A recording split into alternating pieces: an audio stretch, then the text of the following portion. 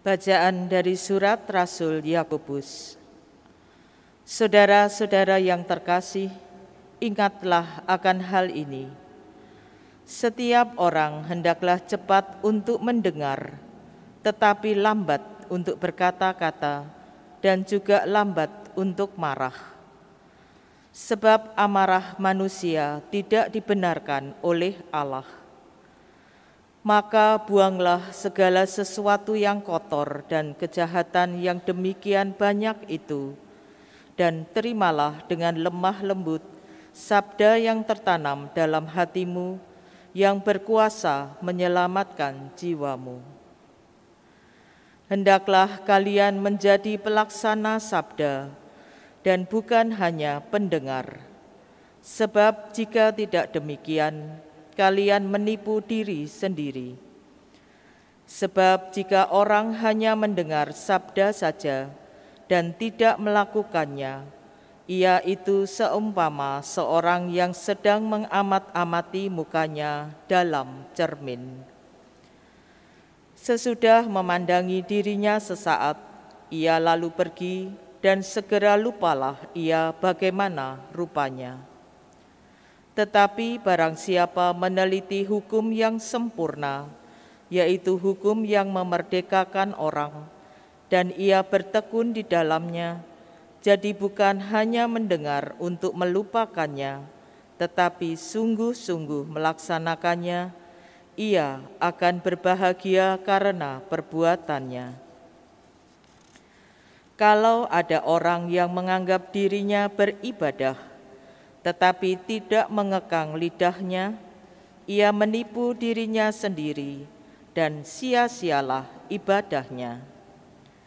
Ibadah sejati dan tak bercela di hadapan Allah Bapa kita ialah mengunjungi yatim piatu dan janda-janda dalam kesusahan mereka dan menjaga supaya dirinya sendiri tidak dicemari oleh dunia.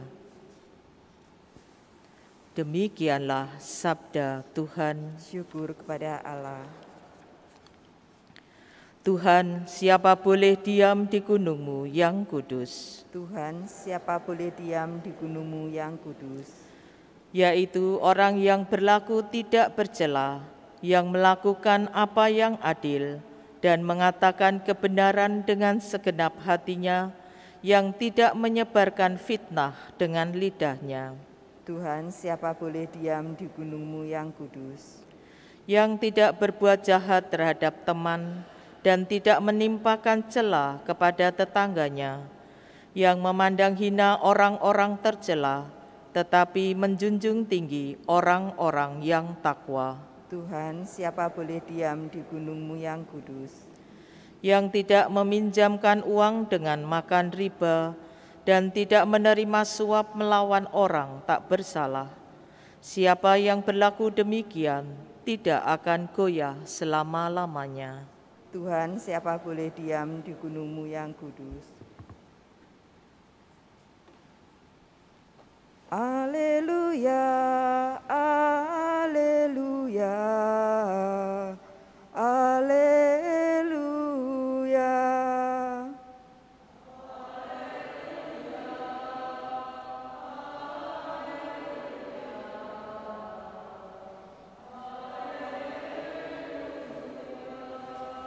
Semoga Bapa Tuhan kita Yesus Kristus menerangi kata hati kita, supaya kita memahami pengharapan yang terkandung dalam panggilan kita. Haleluya, haleluya, haleluya. Tuhan bersamamu Dan bersama rohmu. Inilah Injil suci menurut Markus. Dimuliakanlah Tuhan. Pada suatu hari, Yesus dan murid-muridnya tiba di Betsaida. Di situ orang membawa kepada Yesus seorang buta, dan mereka memohon supaya ia menjamah dia. Yesus lalu memegang tangan orang buta itu dan membawa dia keluar kampung. Lalu ia meludahi mata si buta dan meletakkan tangan di atasnya. Ia berkata, "Sudahkah kau lihat sesuatu?" Orang itu memandang ke depan lalu berkata, "Aku melihat orang. Kulihat mereka berjalan-jalan, tetapi tampaknya seperti pohon-pohon yang berjalan." Yesus kemudian meletakkan tangannya lagi pada mata orang itu, maka orang itu sungguh-sungguh melihat dan telah sembuh, sehingga ia dapat melihat segala sesuatu dengan jelas. Sesudah itu Yesus menyuruh dia pulang ke rumahnya dan berkata, "Jangan masuk ke kampung." Demikianlah sabda Tuhan. Terpujilah Kristus.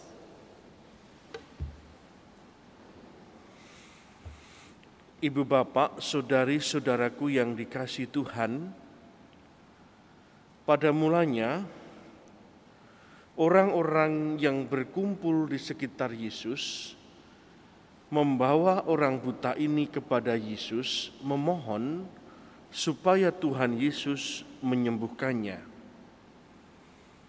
Dan kita mengetahui bahwa Tuhan Yesus menyambutnya. Tuhan Yesus tidak menolak. Kita mengamati apa yang dilakukan Tuhan Yesus, memegang tangan orang buta itu dan kemudian membawa dia keluar ke kampung. Yesus memisahkan orang buta itu dari kerumunan banyak orang. Yesus ingin si buta berhadapan secara pribadi dengan Yesus. Hanya si buta yang memohon disembuhkan dengan Yesus, Guru dan Tuhan. Selanjutnya Yesus meludah, menumpangkan tangan atas si buta. Semula masih samar-samar, si buta mulai melihat tetapi masih belum jelas. Dan dia menyampaikannya kepada Tuhan Yesus. Dan Tuhan Yesus kemudian menumpangkan tangan lagi dan kemudian si buta melihat dengan jelas. Sesudahnya si buta diutus untuk tidak masuk kampung. Ibu bapak, saudari-saudaraku yang dikasihi Tuhan, sepertinya ini sebuah cerita biasa.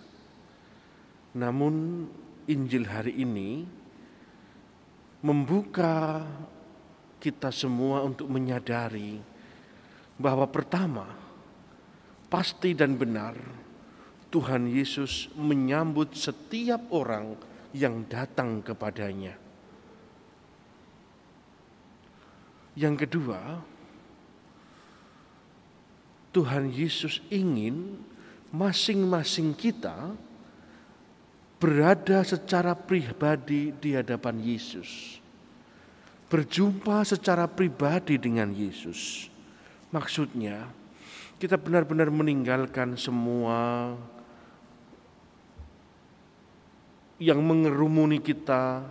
Meskipun kita menghadapi persoalan tantangan, kita datang kepada Yesus untuk memohon. Tapi pada saatnya kita harus hening di hadapan Yesus, mengikuti proses yang Tuhan Yesus berikan kepada kita. Seperti si buta tadi, hanya Yesus dan si buta. Dan si buta duduk mendengarkan Yesus, bersedia mengikuti ketika dipegang tangannya, dipisahkan dari banyak orang, kemudian diludahi, ditumpangi tangan, dan kemudian disembuhkan. Ketersediaan hati kita untuk taat, setia, ikut dalam bimbingan Yesus.